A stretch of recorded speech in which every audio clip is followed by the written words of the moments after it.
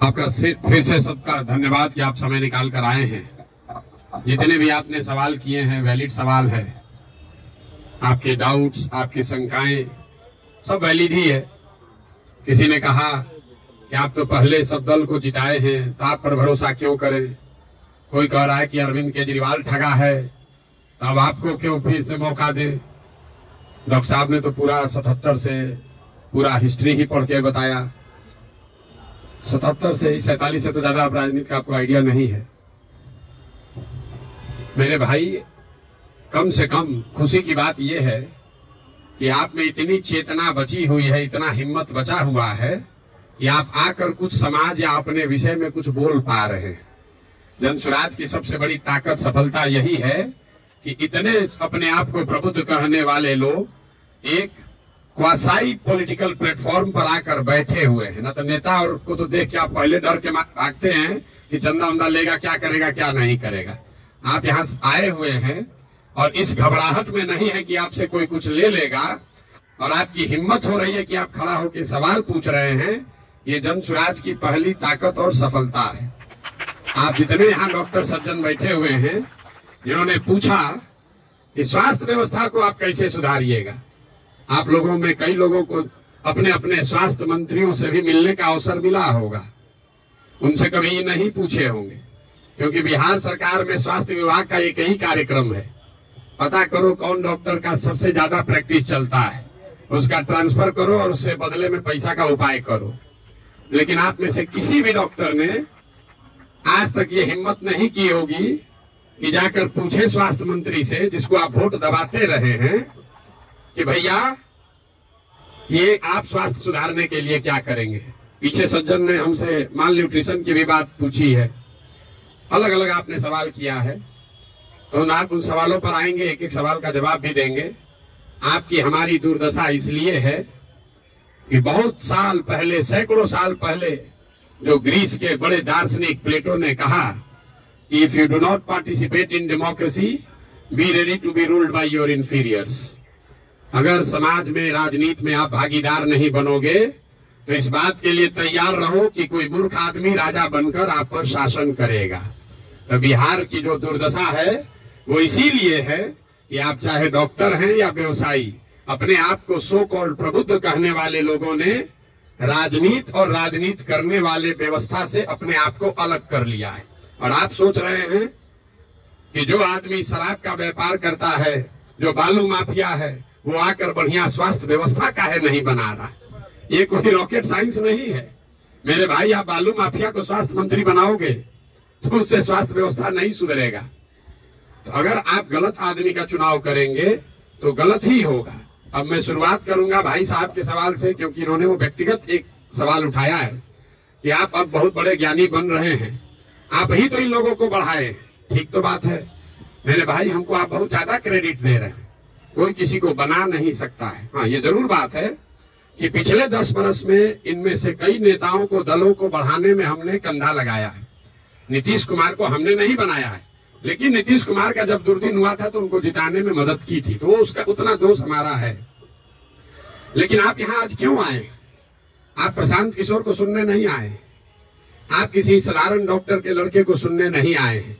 आप यहाँ इसलिए भी नहीं आए हैं कि हम 2 वर्ष से पैदल चल रहे हैं। हम 20 वर्ष पैदल चलेंगे तो एक डॉक्टर अपना 1 मिनट समय नहीं छोड़ेगा। आप इसलिए आए हैं कि 10 वर्ष हमने वो काम किया है, समाज में लोगों को पता है कि ये आदमी अच्छा है, खराब है, इस आदमी को राजनीति का समझ है। अगर पैदल चल रहा है तो कुछ ना कुछ सोचिए कि चल रहा होगा। ये अपने आप को बड़ा मत बनाइए, अपने आप को पेडेस्टल पर मत बैठाइए। हम जब पैदल चलते हैं, लोग दुकान में, दलान में बैठ के हंसता है, क्या ही चलने से कुछ होगा बिहार में।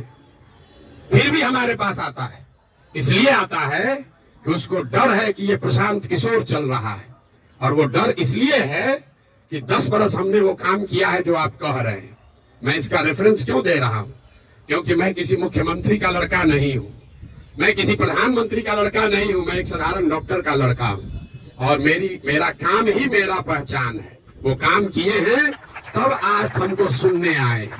हम आपको ज्ञान देंगे कि कैसे चुनाव होगा, आप सुनिएगा। अगर हमने 10 वर्ष वो काम नहीं किया होता, आप वो बात नहीं सुनते। लेकिन लालू यादव का लड़का राजीव गांधी का लड़का अगर आकर आपको ज्ञान दे तो चाहे जीवन में एक भी चुनाव न जीता हो, आप उसकी बात को खूब गौर से सुनिएगा, क्योंकि वो बड़े बाप का लड़का है। तो ये आप बात समझिए कि हमने उनको बनाया नहीं है, और अगर बनाया है तो उसको सुधारने का भी जिम्मा हम ही लेकर चल रहे हैं। आप कुछ नहीं कर रहे हैं। आप पहले भी कमेंट्री कर रहे थे, अभी भी कमेंट्री कर रहे हैं। किसी ने कहा आप पर भरोसा कैसे करें, आप पढ़े लिखे व्यक्ति हैं, अपने आप को प्रबुद्ध बताते हैं, आपसे ज्यादा तो गांव वाले जानते हैं जनसुराज के बारे में। 2 बरस से हम गांव गांव में घूमकर हमारे वोकल कॉर्ड में गांठ पड़ गया, ये बताते बताते कभी जीवन में हमने किसी से वोट नहीं मांगा। हम लोगों को यही बता रहे हैं कि हम पर भरोसा मत करो, किसी दल पर भरोसा मत करो, अपने बच्चों के लिए जगो, वोट अपने बच्चों के लिए दो। गांव वाले को बता रहे हैं, उसको समझ में आ रहा है, लेकिन यहाँ के आदमी को समझ में नहीं आएगा। और आप उससे बेहतर नहीं हैं। ये पढ़े लिखे लोगों को भ्रम है कि हम लोग बड़ा अच्छा है। बिहार का दुर्दशा इसलिए है कि यहाँ का लोग पढ़ा लिखा नहीं है। तो 2-3 ये जो राजनीति का भ्रम है, आपको दूर कर देते हैं। बहुत लोगों को लगता है कि जो पढ़ा लिखा नहीं है इसलिए बिहार का दुर्दशा है। इस भ्रम को बिल्कुल दिमाग से हटा दीजिए। जितनी गलती पढ़े लिखे लोग कर रहे हैं, उससे कम गलती अनपढ़ लोग कर रहे हैं। जितनी अगर जाति की बात ले लीजिए, हिंदू मुसलमान की बात लीजिए, भ्रष्टाचार की बात ले लीजिए, तो पटना में जितने लोगों को आप जिता रहे हैं, पीछे के लोग तो फिर भी उलट पलट रहे हैं। पटना का विधायक पिछले 20-20 वर्ष से चुनाव नहीं हारे हैं। और पटना की क्या दुर्दशा है आप लोग को पता है। तो पढ़ा लिखा वोटर कहीं इस बात का प्रमाण नहीं है। जब देश आजाद हुआ तो इस देश में कुल 18% लोग साक्षर थे, 82% लोग निरक्षर थे। 82% इलिटरेट समाज ने गांधी को अपना नेता बनाया, अंबेडकर को, नेहरू को, पटेल को, बोस को चुना। आज पेपर पे बिहार में 77% लोग पढ़े लिखे हैं, और आपने पिछले 30 वर्ष में किसको नेता बनाया है ये आपको हमको बेहतर पता है। इस बात का प्रमाण नहीं है कि पढ़ाई लिखाई से आप अच्छा वोटर बन जाएंगे। मनमोहन सिंह जी देश में जीवन में सिर्फ एक ही बार चुनाव लड़े, दक्षिण दिल्ली से चुनाव लड़े, और बीजेपी के एक साधारण कार्यकर्ता से चुनाव हार गए। बीजेपी के एक साधारण कार्यकर्ता ने मनमोहन सिंह जैसे बड़े इकोनॉमिस्ट को चुनाव हरा दिया। और वो चुनाव झंझारपुर से नहीं लड़े, वो चुनाव मधुबनी से नहीं लड़े, बिहार से नहीं लड़े कि जाति पर सब वोट पड़ता है। दक्षिण दिल्ली के उस लोकसभा से लड़े जहां पर सबसे ज्यादा पढ़े लिखे, सबसे ज्यादा high capita per capita income वाले लोग वोटर हैं। उन्होंने मनमोहन सिंह जैसे बड़े इकोनॉमिस्ट को छोड़कर एक साधारण कार्यकर्ता को चुना। इसका कोई प्रमाण नहीं है। हम लोग घर में कहते हैं कि हमारी दादी पढ़ी लिखी नहीं थी लेकिन बड़ा समझदार थी, लड़का पढ़ लिख गया है लेकिन बड़ा लंपट है। आप पढ़े लिखे होकर भी बहुत बड़े बेवकूफ हो सकते हैं, और नहीं पढ़ा लिखा व्यक्ति भी बहुत समझदार हो सकता है। इसका मतलब ये नहीं है कि पढ़ाई की महत्ता नहीं है। पढ़ाई सिर्फ आपको इतना ही करता है कि आप इंफॉर्मेशन को प्रोसेस करने की आपकी क्षमता बढ़ जाती है, उसको आर्टिकुलेट करके प्रेजेंट करने की आपकी क्षमता बढ़ जाती है। आपकी प्रोसेस, आप उससे बहुत वाइज हो जाएंगे, ऐसी बात नहीं है। दूसरा जो भ्रम आपने बताया, बिहार में तो सब वोट जाते पर पड़ता है, भाई साहब ने बताया, आपने उसका काउंटर भी किया। लेकिन ये सबसे ज्यादा पूछे जाने वाला सवाल है। पिछले 2 बरस से हर आदमी, हर सभा, हर मीटिंग में ये कोई ना कोई जरूर पूछता है, भैया सब तो ठीक है, जाति से कैसे निपटिएगा। तो पहली बात तो ये समझिए कि जाति जो है वो सिर्फ बिहार की सच्चाई नहीं है, जाति पूरे भारत की सच्चाई है, यहाँ के समाज की सच्चाई है। जाति की महत्ता जितनी बिहार में है, इतनी ही आंध्र प्रदेश में है, इतना ही कर्नाटक में है, इतना ही गुजरात में है, इतना ही यूपी में है। आप में से कोई भी ऐसा आदमी नहीं है यहाँ जो उन राज्यों में जाकर राजनीति किया है या वहां चुनाव लड़ाया है। आप हमको बताइए, वोकालिगा और लिंगायत अगर कर्नाटक में नहीं है तो क्या बिहार में है? पटेल और क्षत्रिय अगर गुजरात में नहीं है तो क्या बिहार में है? कहाँ जाति नहीं है? जाति हर जगह है। और ये आपको हमको हमारे दिमाग में ये बैठा दिया गया है कि बिहार में सब चीज जाति पर ही होता है। इस चीज को एग्जामिन कीजिए कि क्या बिहार में सब लोग वोट जाति पर देते हैं। तथ्य पर जाइए, दैनिक जागरण पर लेख पढ़कर दिमाग मत बनाइए।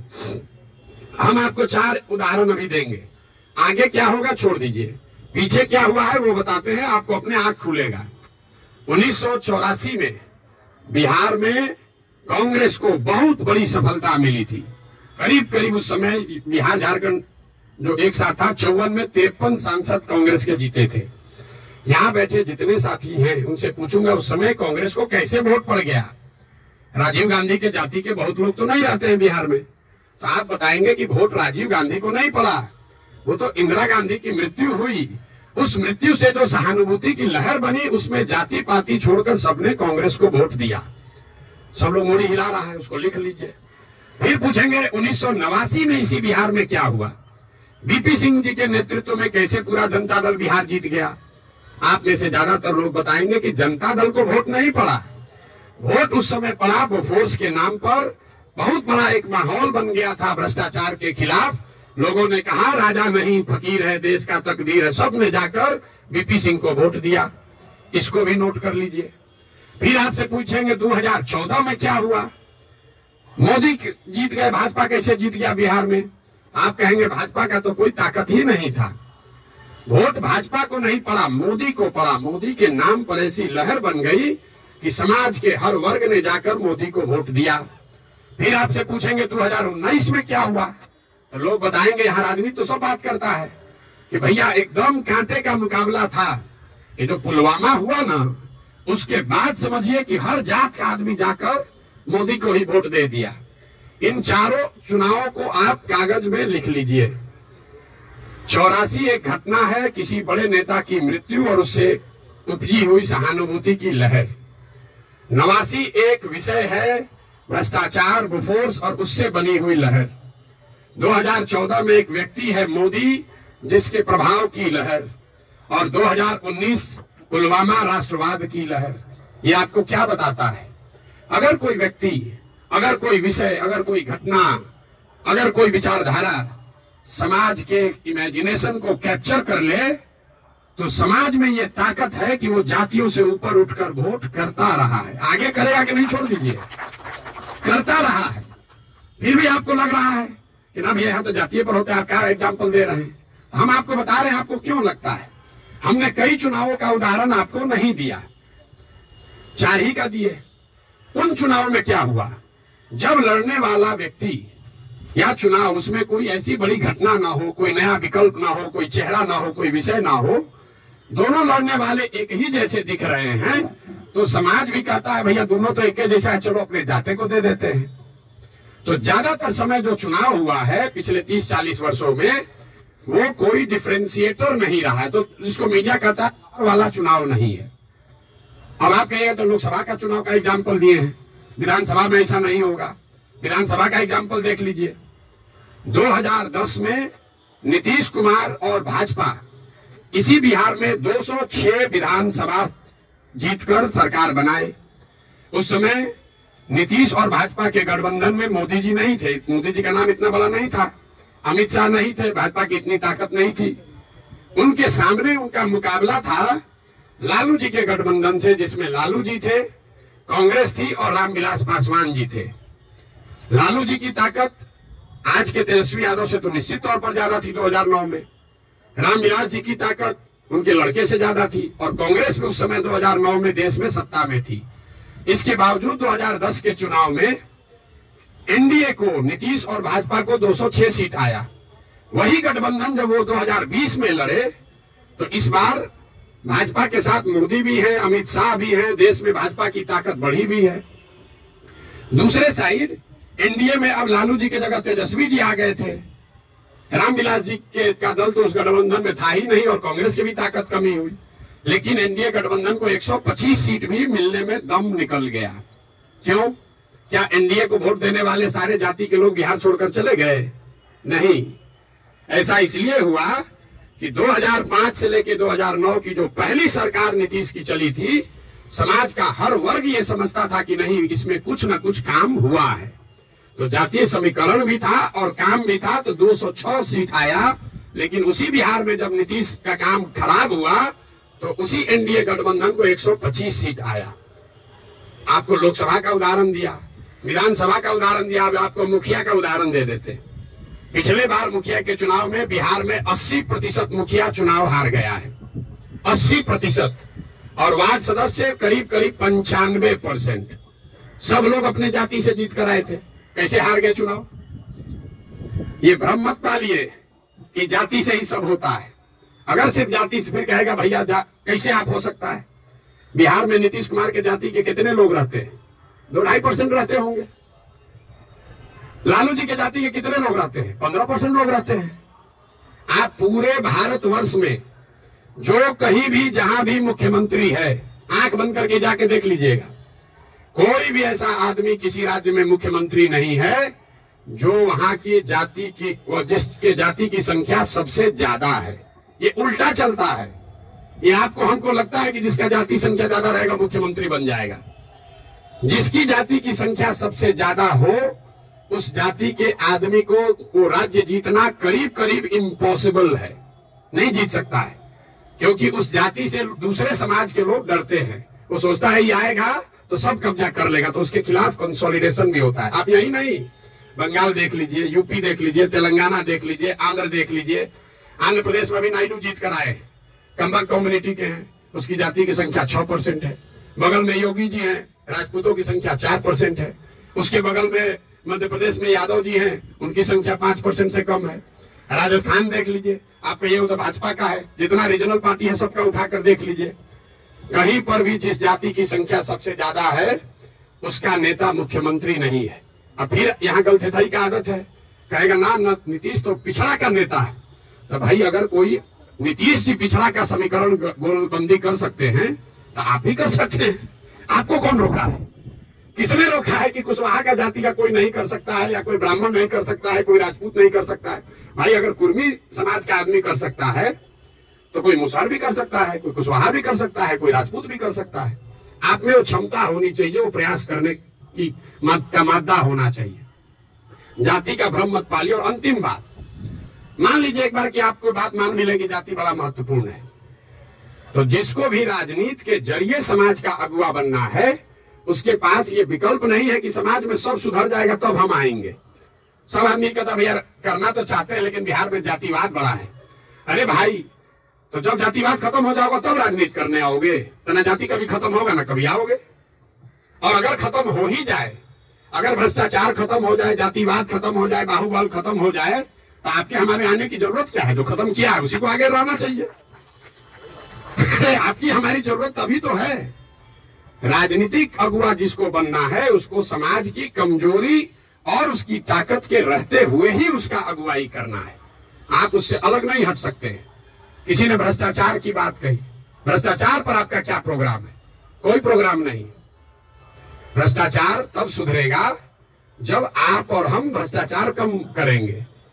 हम हर गांव में कहते हैं कि जिस गांव में हम 5000 गांव में पैदल गए, गांव में सबसे पहले हल्ला कौन करता है कि बड़ा भ्रष्टाचार है, मुखिया चोरी कर रहा है, नाली गली नहीं बना रहा है, राशन कार्ड में पैसा ले रहा है, इंदिरा आवास में 20,000 लग रहा है, दाखिल खारिज में 10-15 हजार रुपया लग रहा है। वही आदमी करता है जो 2 वर्ष पहले मुखिया के चुनाव में 500 रुपया लेकर वोट दिया है। सबसे पहले जो डॉक्टर साहब 50,000 रुपया देके खुद ट्रांसफर कराए हैं, बुरा नहीं मानिएगा, हमारे बाबूजी भी प्रैक्टिशनर थे, कि हमारा प्रैक्टिस ना गड़बड़ाए, हेल्थ मंत्री हमसे पैसा लेके हमको पोस्टिंग कर दे, अब बाकी सबके लिए ईमानदार हो जाए। कैसे संभव है रे भाई? कैसे संभव है? आप सोच रहे हैं कि हम 50,000 रुपया देके क्रीम पोस्टिंग करा लें, क्रीम पोस्टिंग खाली जाके हाजिरी बनाए, सिविल सर्जन को 5,000 रुपया दे, आप प्रैक्टिस करते रहे।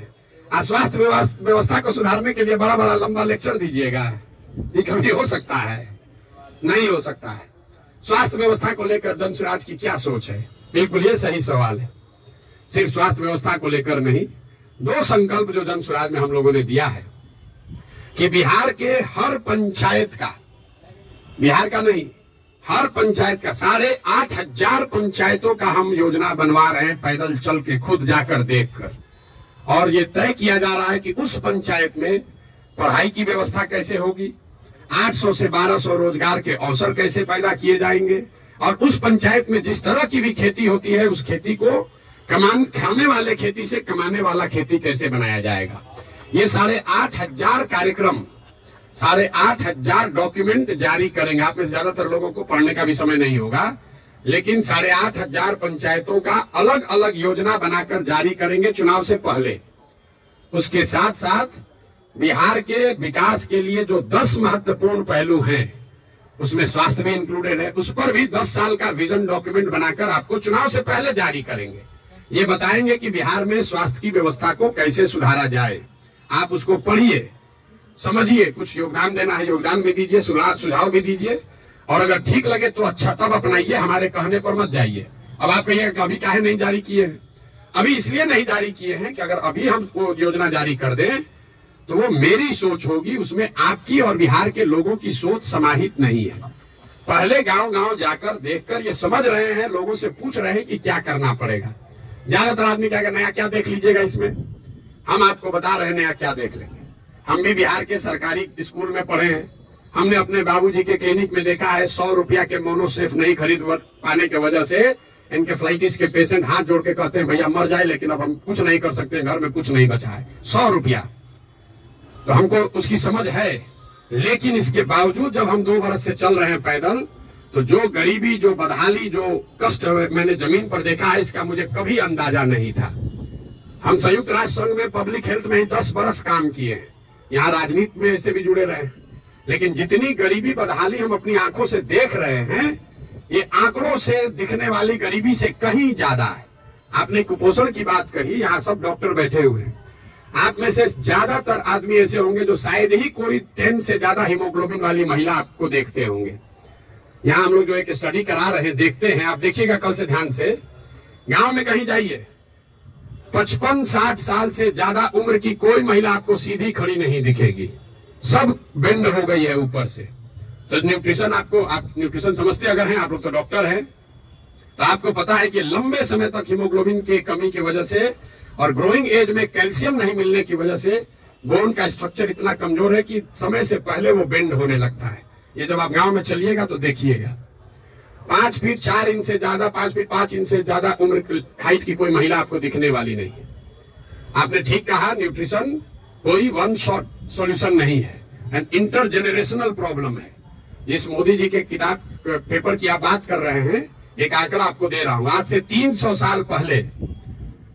साल पहले यूरोप में लोगों की एवरेज हाइट भारत में लोगों के एवरेज हाइट से 1.4 इंच कम होती थी। अब यूरोप में 300 साल में on an average 1.6 inch Bharat से ज्यादा हो गई है। 300 वर्ष में करीब करीब 3 इंच लंबाई का असर पड़ गया है। और दुनिया भर में जो डेवलपमेंटल इकोनॉमिक्स पढ़ते हैं उनको मालूम है कि हाइट और लाइफ टाइम अर्निंग में डायरेक्ट कोरिलेशन है। The taller you are more likely to earn higher income and wages than those who are not. इसका मतलब ये नहीं कि जिसका हाइट कम है पैसा कम कमा रहा है, तुरंत लोग गणना करने लगा कि तो बड़ा नाटा आदमी को देखें बड़ा पैसा कमा रहा है। Height is a reflection of your overall growth. अब डॉक्टर लोग हम क्या बताएंगे, आपको समझ है, हाइट दिख रही है और ब्रेन का ग्रोथ आपको नहीं दिखता है। तो जो लंबे समय तक स्टडीज हुई हैं उसमें यह क्लियर बताया गया है कि हाइट और लाइफ टर्म अर्निंग, समाज के सोसाइटी में लाइफ टर्म अर्निंग का डायरेक्ट कोरिलेशन है। तो बिहार में ये परेशानी है, एक झटके में मेरे भाई साहब वो खत्म नहीं हो सकता है। यहाँ किसी ने पर कैपिटा इनकम की बात की, बिहार में पर कैपिटा इनकम है 35,000 रुपया। देश में प्रति व्यक्ति आय है करीब करीब 1,34,000। बिहार का प्रति व्यक्ति आय है 35,000 रुपया सालाना।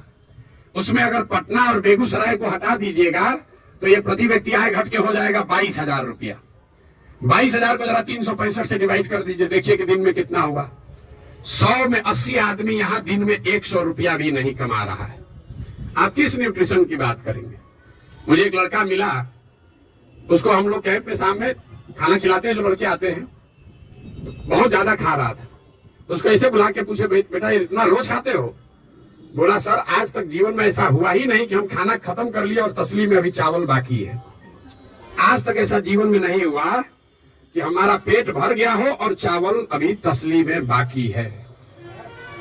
जो जितना खाना है उसी से पेट भरना है। आप न्यूट्रिशन की क्या बात करेंगे। इन बातों की चर्चा आपने ठीक कहा जनसुराज में नहीं करते। क्या करें, उसको जो सीधी बात बता रहे हैं कि 100 रुपया नहीं कमा रहे हो, ये समझे में नहीं आ रहा है, तो उसको कैल्शियम और हेमोग्लोबिन का कमी बताएंगे तो उसको बुझाएगा। हमको उसको उस भाषा में समझाना है जो उसको समझ में आए। आप बहुत बड़े ज्ञानी हैं, आप व्यवस्था को सुधारना चाहते हैं, सुधारिएगा तब ना, जब व्यवस्था में आइएगा। तो व्यवस्था में आने के लिए आपको उस भाषा का, उस विषय का, उस तरीके का इस्तेमाल करना है ताकि आप व्यवस्था में चुनकर आए। तभी तो ये बनेगी बात। किसी ने कहा आम आदमी पार्टी की तुलना, आपको एक पैसे भी समझ नहीं है कि जन सुराज क्या है और आम आदमी पार्टी क्या है। आम आदमी पार्टी आंदोलन से निकली हुई एक पॉलिटिकल व्यवस्था है और जन सुराज में प्रशांत किशोर का, जन सुराज का आंदोलनों में कोई यकीन नहीं है। हम रोज ये बात कम से कम 100 दफे कह चुके हैं। जन सुराज आंदोलन नहीं है, इसको जेपी के आंदोलन से कंपेयर मत कीजिए और इसको आम आदमी पार्टी के आंदोलन से कंपेयर मत कीजिए, क्योंकि आंदोलन है ही नहीं। क्यों नहीं है? हमको लोग आ कहते हैं भैया आंदोलन कीजिए उससे बिहार सुधरेगा। मेरा आंदोलनों में कोई यकीन नहीं है, क्योंकि मानव सभ्यता का इतिहास आपको बताता है, पूरे दुनिया का, बिहार का, भारत का नहीं, पूरे दुनिया का मानव सभ्यता का इतिहास ये आपको बताएगा कि आज तक किसी भी आंदोलन से, फ्रांस की क्रांति को अगर आप अपवाद के तौर पर हटा दीजिए तो किसी भी रेवोल्यूशन से, आंदोलन से कभी समाज का भला नहीं हुआ है। आंदोलन और रेवोल्यूशन जो है वो किसी को सत्ता से हटा सकता है। वो तेज हथियार है जिससे आप बड़े से बड़े वृक्ष को काट सकते हैं, उससे आप नए समाज का निर्माण नहीं कर सकते। भाई साहब खड़ा होकर जेपी का आंदोलन का एक उदाहरण दे रहे थे। मेरे भाई, जेपी का आंदोलन कहाँ कहा गया है? आप तो जेपी के आंदोलन में साथ जुड़े हुए, आपने दावा किया। जेपी के आंदोलन में कहाँ कहा गया है कि बिहार को सुधारा जाएगा? जेपी के आंदोलन का नारा था संपूर्ण क्रांति, इंदिरा गांधी को हटाओ। तो उस आंदोलन की, क्रांति की इतनी ताकत थी, इंदिरा गांधी को हटा दिए। नया व्यवस्था बनाने की बात कहाँ कही गई थी? अरविंद केजरीवाल या आम आदमी पार्टी ने नई व्यवस्था की बात कहाँ कही? उन्होंने कहा भ्रष्टाचार हटाओ। हम तो नहीं कह रहे भ्रष्टाचार हटाओ, क्योंकि दुनिया में कहीं इसका कोई प्रमाण नहीं है कि कोई एक कानून बनाकर आप भ्रष्टाचार खत्म कर देंगे। ये तो सतत प्रक्रिया है। जिन देशों ने भ्रष्टाचार पर अंकुश लगाया है, दुनिया में सबसे ईमानदार देश कौन है? जो स्कैंडिनेवियन कंट्रीज है, फिनलैंड, स्वीडन, नॉर्वे, डेनमार्क। वहां जाइएगा, वहां करप्शन मिनिमम है। आप जाकर उसका अध्ययन कीजिए कि वहां कैसे करप्शन कम हुआ। वहां अरविंद केजरीवाल थोड़े पैदा हुए थे, वहां जन्म लोग पहल करके कोई विधायक नहीं पारित हुआ। वहां भ्रष्टाचार 4 तरीके से कम हुआ है। पहला, समाज में ये जागृति बनी लंबे समय में कि अच्छे और स्वच्छ लोगों का चुनाव करो, मतलब इलेक्टोरल प्रोसेस को जहां तक हो सके उसको स्वच्छ बनाया गया। आप में से कुछ लोग सोशल मीडिया पर अभी देखे होंगे, नीदरलैंड्स का प्रधानमंत्री अभी आज से करीब 2 हफ्ते पहले 12 बरस प्रधानमंत्री रहने के बाद हटा है, तो वो साइकिल से अपने घर से अकेले निकल रहा है। तो वहां की समाज ने यह व्यवस्था बनाई कि स्वच्छ लोग स्वच्छ तरीके से वोट करें, स्वच्छ लोगों को चुने। दूसरा उन्होंने क्या किया? उन्होंने बहुत बड़े स्तर पर जन भागीदारी, लोकतंत्र को समाज में उतारा। सिर्फ सरकार चुनने की व्यवस्था को लोकतंत्र नहीं बनाया, जो सरकार के नीतिगत फैसले हैं उसमें समाज की भागीदारी करी। और चौथा, बहुत बड़े स्तर पर टेक्नोलॉजी का इस्तेमाल हुआ है। आप लोग जितने लोग आए हैं, ज्यादातर लोग नल जल योजना के बारे में सुने समझे होंगे, बहुत यहाँ ब्यूरोक्रेट लोग भी बैठे हुए हैं। नल जल योजना में अभी तक सरकार यही चक्कर में बहस में पड़ी है कि वहां चल रहा है कि नहीं चल रहा है। 25,000 करोड़ रुपया खर्चा हो गया। उसी सरकार में स्मार्ट मीटर लगाकर लोगों को यह पता है कि बिजली कितना कंज्यूम हो रहा है, लेकिन नल जल में अगर स्मार्ट मीटर लगाया होता तो कम से कम इतना तो पता चलता कि जो पानी चल रहा है कि नहीं चल रहा है। 25,000 करोड़ रुपया खर्चा कर दिया, लेकिन पानी को निकलने, मापने, उस पर बिल करने का कोई टेक्नोलॉजिकल सॉल्यूशन नहीं ढूंढा। तो ये 4 चीजें जो हैं उसको करके भ्रष्टाचार पर अंकुश लगाया जा सकता है। लोकतांत्रिक व्यवस्था को जहां तक हो सके उसको भ्रष्ट लोग और भ्रष्ट पैसे से बचाया जाए। दूसरा, जनता को नीतिगत मामलों में शामिल किया जाए। तीसरा, उनको भागीदार बनाया जाए, सरकारी सत्ता और संसाधन का विकेंद्रीकरण हो। और चौथा, बड़े पैमाने पर टेक्नोलॉजी का प्रयोग हो। अगर ये चारों का इस्तेमाल करेंगे तो भ्रष्टाचार पर अंकुश लगाया जा सकता है। खत्म ना हो सकता है, ना होने का हम दावा कर रहे हैं। तो सब बात मत कहिए कि आप कैसे खत्म कीजिएगा, हम ना खत्म करेंगे, हमारे बस का ही नहीं, हमारे कैसे खत्म हो जाएगा। सीओ साहब का 40 लाख रुपया लेके पोस्टिंग कीजिएगा, सीओ पैसा नहीं लेगा दाखिल खारिज में, ऐसा संभव है? 40 लाख रुपया लेकर अगर सीओ से को आप पोस्टिंग कीजिएगा, थाना दीजिएगा, अगर किसी थानेदार को 20 लाख रुपया लेके, तो पैसा कैसे नहीं लेगा? लेगा ही लेगा। अब आपका एक और सवाल लोगों का जो रहता है, भैया इस पर कैसे भरोसा करें? भाई बिल्कुल मत भरोसा करो। जो पहले से आपको ठग रहा है, आप लोग डॉक्टर हैं, जो दवा पहले से फेल है उसको इस्तेमाल करना चाहते हो। लेकिन ट्रायल मेडिसिन कैसे, ट्रायल मेडिसिन का ट्रायल कैसे होता है? आपको मालूम है कि इसकी 100% गारंटी नहीं है, लेकिन फिर भी कहते हैं अच्छा पेशेंट मर रहा है, उसका कंसेंट लेकर आप ट्रायल मेडिसिन देते हैं कि 20% भी चांस अगर कहीं लग गया तो ठीक हो जाएगा। आप जनसुराज को वही ट्रायल मेडिसिन ही समझ लीजिए। पहले वाला तो पहले से एक्सपायर है। बताइए यहाँ के लोगों के बुद्धिमत्ता का जरा आलम देखिए। जो पहले से एक्सपायर मेडिसिन है उसको देने के लिए तैयार है, लेकिन ट्रायल मेडिसिन में शायद संभावना है 10% ठीक हो जाए, हम 10% कह रहे हैं, तो उस पर आप दाव नहीं लगाना चाहते। पहले से एक्सपायर मेडिसिन को कह रहे इसी को दो। भाई किसको कंपेयर कर रहे हैं आप? अगर दो यहाँ नई व्यवस्था बन रही हो तो जरूर आपका वैलिड सवाल है कि भाई आम आदमी पार्टी को दे कि जनसुराज को दे। लेकिन जब पहले से तीनों एक्सपायरी मेडिसिन है, उसके सामने कुछ भी नया हो रहा है, तो आपको तो कहना चाहिए नहीं, चलो एक बार ट्राई करके तो देखते हैं। यहाँ तो 30 वर्ष से खत्म ही हो रहा है। मेरा आपसे इतना ही अनुरोध है, आग्रह है। आपने ड्राइंग रूम में रहकर बहुत बात कर ली, अपने चैम्बर में रहकर बहुत बात कर लिया, आप समाज की चिंता करने वाले लोग हैं, लेकिन इसी अव्यवस्थित समाज से आपने अपने और अपने परिवार के लिए कुछ कर लिया है। अब ये समय है कि थोड़ा ही सही कुछ ना कुछ अपने इस मिट्टी के लिए, अपने समाज के लिए वापस कीजिए। प्रशांत किशोर पर भरोसा मत कीजिए। हम करें, आप करें, हमारे बच्चे करें, आज हो या 20 वर्ष के बाद हो, करना तो किसी न किसी बिहार के आदमी को ही पड़ेगा। ये बात आप याद बांध लीजिए। कोई तमिलनाडु से आकर बिहार की व्यवस्था सुधारने वाला नहीं है। और डॉक्टरों का और बुद्धिजीवियों के लिए अंतिम बात, आपका सबसे बड़ा स्टेक है। कई बार पैसे वाले बुद्धिजीवियों को लगता है हम तो बचे हुए हैं, इससे हमारा लड़का तो बंगलोर सेटल हो गया। मेरे भाई, आपका दुर्दशा सबसे ज्यादा है। जो गरीब है उसका बच्चा तो फिर भी छठ में आ जा रहा है, ट्रेन में धक्का खा के भी। आपका बच्चा कहता है ना, कहां जाएंगे छठ में, वहां ठीक नहीं लगता है। जो गरीब है वो बूढ़ा होगा, वापस अपने घर में आएगा, क्योंकि उसको बॉम्बे बेंगलोर रहने का साधन नहीं है। लेकिन आपके बच्चे, जिसके लिए आप अभी 18 घंटा काम कर रहे हैं, जैसे हमारे बाबूजी किए, आपके बच्चे बिहार वापस लौट कर आने वाले नहीं है। अगर जहाज डूबेगा तो उसमें बैठा हुआ हर व्यक्ति डूबेगा। हमारे बाबूजी भी 12 घंटा, कभी संडे को भी छुट्टी नहीं लिए, रात दिन लगे रहे, घर बना रहे हैं, हमारा बेटा रहेगा, यहाँ हमारा पतोह रहेगा, यहाँ हमारा लिविंग रूम रहेगा। आज ही कोई आदमी आया था, भैया 4 बरस से आप घर नहीं गए, वहां बक्सर में मेरा घर है, सासाराम में भी घर है, 4 बरस से वहां कोई दिया बत्ती जलाने वाला भी नहीं है। और हम तो 4 बरस से छोड़े, हमारा लड़का अगले 40 बरस नहीं आएगा, चाहे हमें जितना। देखिए जिसका घर है, इनके बच्चे यहाँ नहीं है, इतना बड़ा बनाए हैं पटना में, इससे बड़ी प्रॉपर्टी पटना में नहीं होगी प्राइवेट, इनके बच्चे भी यहाँ नहीं है। अगर बिहार में वो व्यवस्था होती तो इस घर को बनाने वाले लोग भी यहाँ रहते। इस घर का ये बहुत बड़ा एग्जाम्पल है, आप देखिए इसकी दशा। जब इनके बच्चे यहाँ आकर नहीं रह रहे हैं, तो आप जो अपना मेहनत कर रहे हैं बेगूसराय में, मुजफ्फरपुर में, औराई में, कटिहार में, मेरे भाई कुछ नहीं बचेगा। इसलिए आपकी हमारी जिम्मेवारी है कि समाज को बनाइए, खड़ा कीजिए। अगर वहां अच्छा स्कूल खुल गया तो आपका बच्चा आपके साथ रह के पढ़ रहा है। अगर यहाँ अच्छी व्यवस्था हो जाएगी तो शायद आपका बच्चा आपके साथ नौकरी करते हुए बिहार में रहेगा, वरना जड़ ही खत्म हो जाएगा। हम गांव में चलते हैं, देखते हैं जितने बड़े घर पुराने बने हैं, सब करीब करीब भूत बंगला बन गया है, ढहकर खंडहर हो गया है। तो ये प्रबुद्धों को समझने सोचने का समय है। एक अवसर अगर मिला है, आपके पास जो भी क्षमता है, जिस तरीके से भी, कुछ नहीं है, आप कम से कम मन से आशीर्वाद तो दीजिए। सवाल क्या कर रहे हैं? आपको कोई कहता सवाल करने, हमको कोई दिक्कत नहीं, दिन भर आप सवाल कीजिए, हम तो दिन रात यही काम करते हैं। लेकिन सवाल करके आप किसी का भला नहीं कर रहे हैं, आप अपना ही नुकसान कर रहे हैं। अरे कुछ नहीं कीजिए, कम से कम कुछ अच्छा हो रहा है उसके समर्थन में एक आवाज तो लगाइए।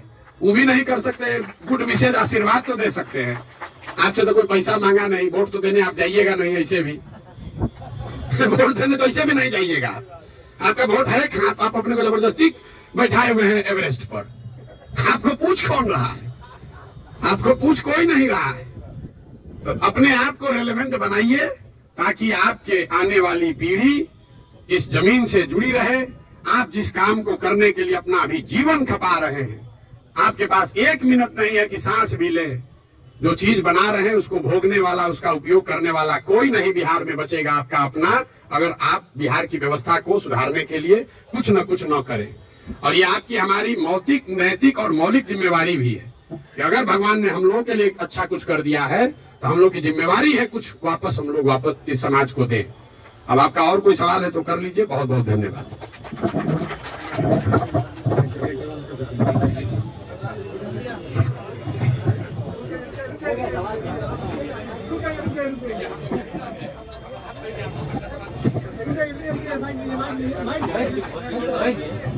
ये रवि रंजन जी क्या बोल रहे हैं भाई, खत्म करना है कि